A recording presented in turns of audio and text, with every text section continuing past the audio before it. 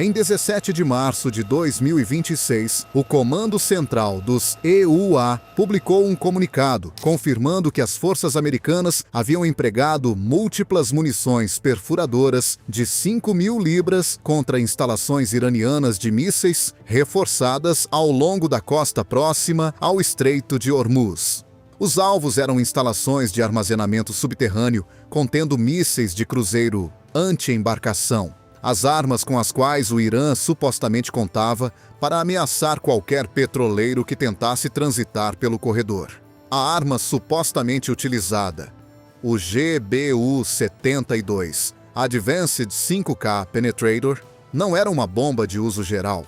Era uma arma especificamente projetada para resolver um problema específico. Como se destrói um ativo militar que um país enterrou sob camadas de rocha e concreto armado, precisamente porque esperava ser bombardeado? E a resposta a essa pergunta, ou se por que ela importa para o Estreito de Hormuz, é o tema deste roteiro.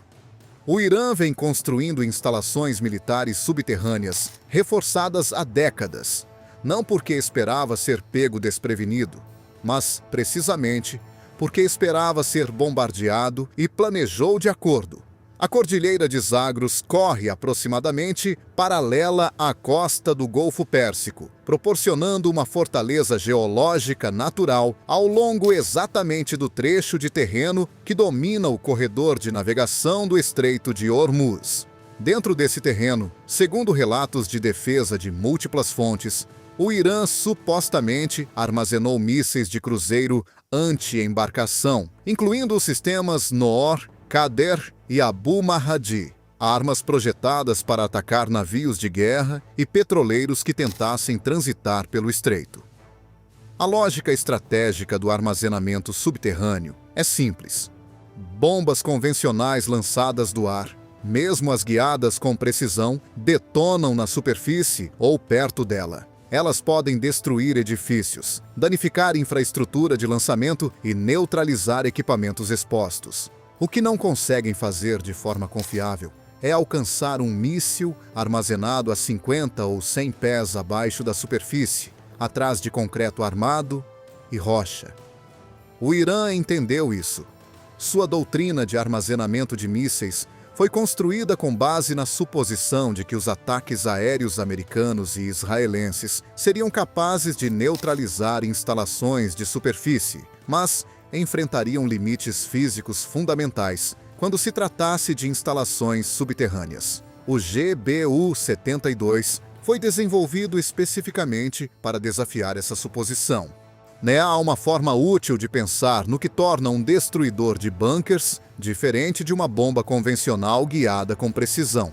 Um JDAM padrão de 2.000 libras é projetado para detonar no impacto com um alvo na superfície ou logo após, maximizando o efeito da explosão em uma grande área ao nível do solo. Uma arma penetradora como o GBU-72 tem uma carcaça de aço endurecido, projetada para sobreviver ao impacto com terra e concreto, perfurando o material usando energia cinética, antes que um espoleta retardado acione a detonação no interior profundo da estrutura-alvo. O explosivo não se destina a danificar a superfície, destina-se a colapsar a câmara interior. O GBU-72 Advanced 5 K Penetrator pesa aproximadamente 5.000 libras, cerca de 2.300 kg.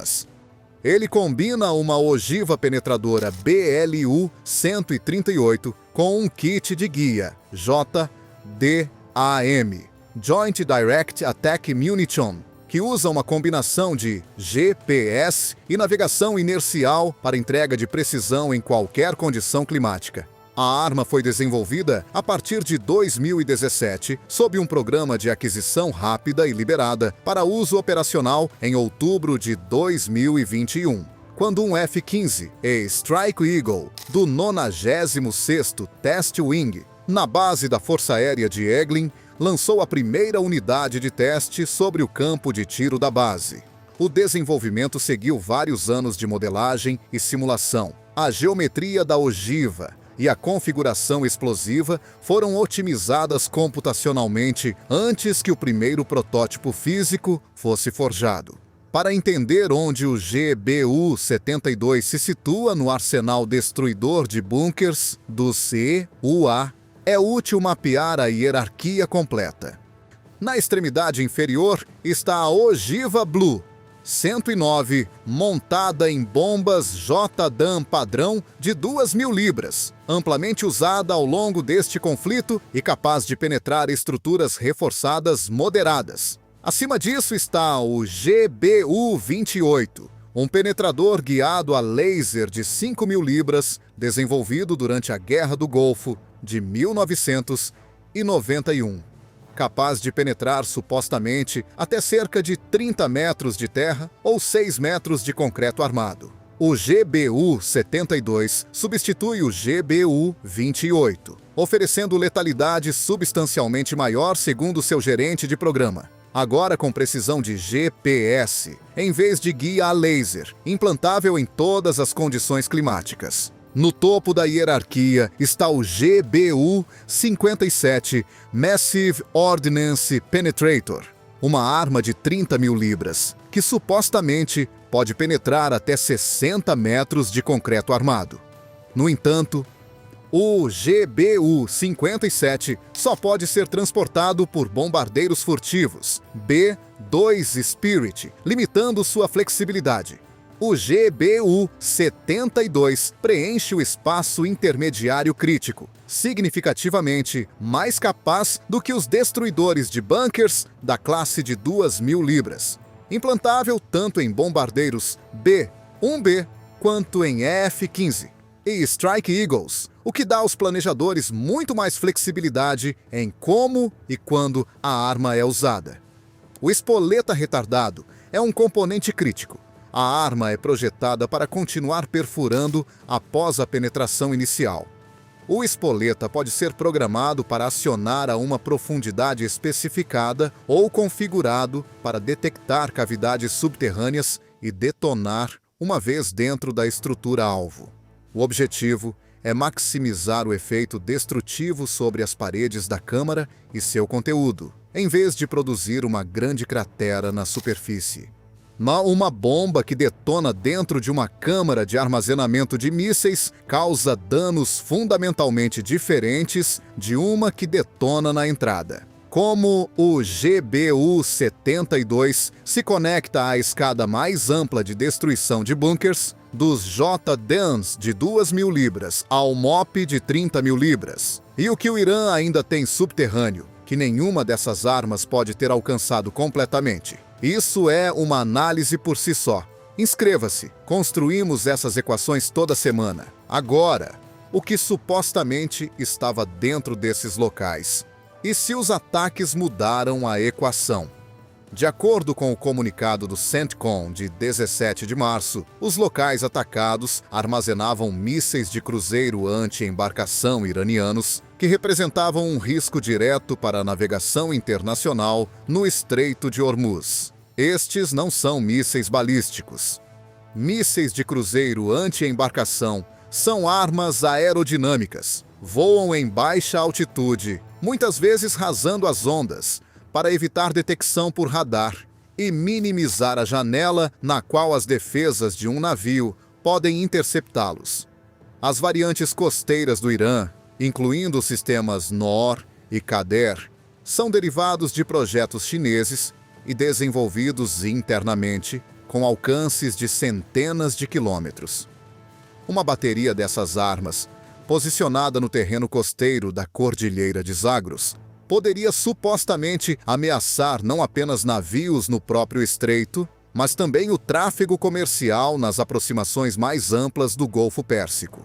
A ressalva honesta que deve ser aplicada aqui, e que vários veículos de defesa, incluindo The Drive, foram explícitos a respeito, é que a extensão total dos danos a essas instalações subterrâneas não pode ser verificada de forma independente. O CENTCOM confirmou o emprego das munições e confirmou o conjunto de alvos. O que nenhuma fonte pública conseguiu avaliar de forma independente é quantas câmaras de armazenamento foram alcançadas, quantos mísseis foram supostamente neutralizados e em que medida a capacidade anti-embarcação costeira do Irã nessa área específica foi degradada. De acordo com relatos da Defense Security Asia, citando a análise OSINT, algumas imagens de satélite e filmagens de ataques sugerem que os pontos de impacto estavam concentrados em entradas de túneis e estruturas de suporte na superfície, o que poderia indicar que as câmaras mais profundas podem permanecer intactas atrás de escombros removidos. Essa é a natureza dos ataques a instalações subterrâneas. A evidência na superfície é visível, mas o efeito subterrâneo é classificado ou não verificável sem acesso direto. A declaração do General Kane, na coletiva de imprensa do Pentágono de 19 de março, foi específica. Armas penetradoras de 5.000 libras haviam sido lançadas para dentro de instalações de armazenamento subterrâneo, contendo mísseis de cruzeiro de defesa costeira e equipamentos de apoio. A palavra para dentro é o detalhe operacionalmente significativo. Não perto de, mas para dentro da instalação de armazenamento. Se essa penetração alcançou o efeito destrutivo desejado sobre os próprios mísseis, ou se a entrada criou um colapso parcial que engenheiros iranianos podem remover e restaurar, é uma pergunta que permanece publicamente sem resposta. O discurso público em torno do fechamento de Hormuz tem se concentrado fortemente nas lanchas de ataque rápido, nas minas e nas ameaças de drones, porque esses são os elementos visíveis e rastreáveis da campanha de assédio marítimo do Irã. O que recebeu menos atenção é o papel das baterias de mísseis anti-embarcação costeiros do Irã em ancorar toda a estratégia. Mesmo que cada lancha rápida do IRGC fosse neutralizada e cada mina removida, um capitão de petroleiro comercial, ciente de que baterias de mísseis reforçadas nas montanhas costeiras poderiam atirar em sua embarcação a centenas de quilômetros de distância, não vai transitar pelo corredor, simplesmente porque as ameaças na superfície desapareceram. O mercado de seguros não reabrirá até acreditar que esses mísseis não representam mais uma ameaça crível. Os ataques do GBU-72 foram, em parte, uma tentativa de abordar essa dimensão específica do problema. Faça as contas sobre o que uma reabertura completa do Estreito de Hormuz realmente requer. A ameaça de minas deve ser abordada, e segundo os relatos, navios de combate litorâneos, caçadores de minas dos EUA, foram rastreados se movendo em direção à região especificamente para essa missão.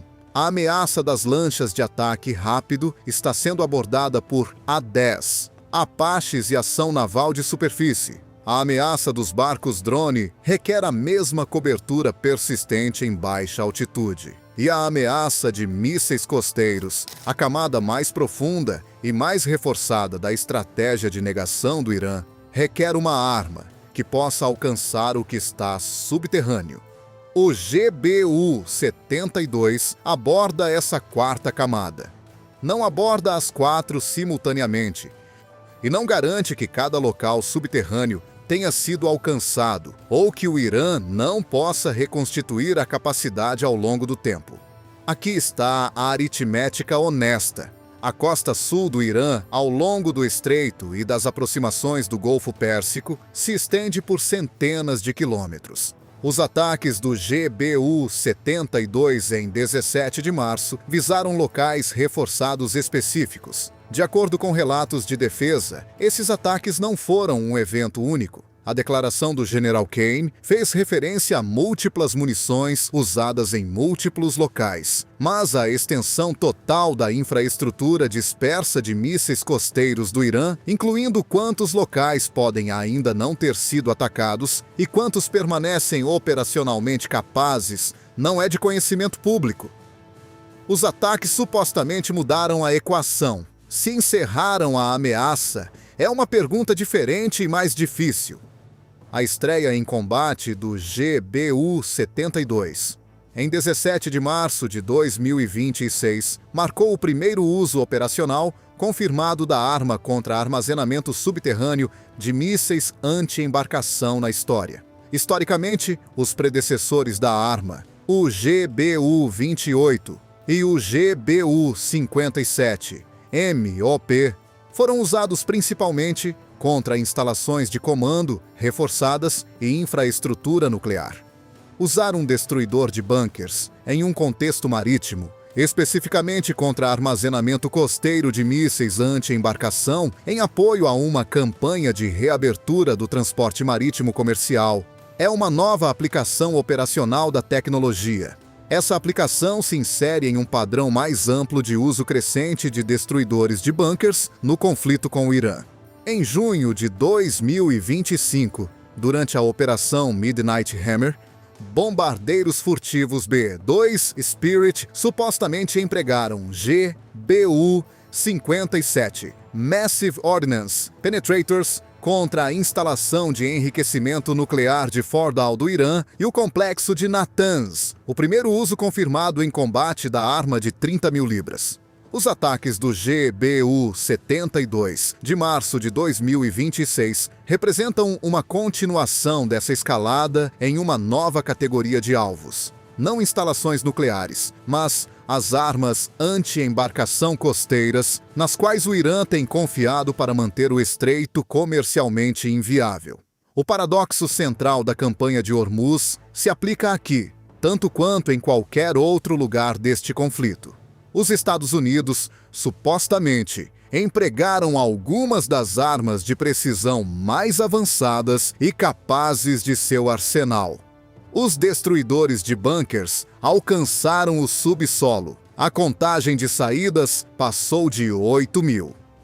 E o estreito permanece funcionalmente fechado para a maior parte do tráfego comercial.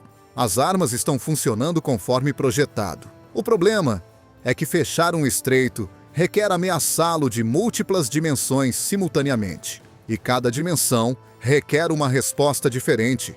O GBU-72 é uma resposta para uma dimensão em um dia. O corredor ainda aguarda o resto, como a operação de limpeza de minas, o sonar, a detecção a laser, os chamarizes acústicos, se parece a partir daqui. E o que seria necessário para que o mercado de seguros finalmente reabrisse o corredor? Essa análise já está neste canal. Este vídeo é baseado em relatórios e análises disponíveis publicamente. Alguns detalhes podem estar sujeitos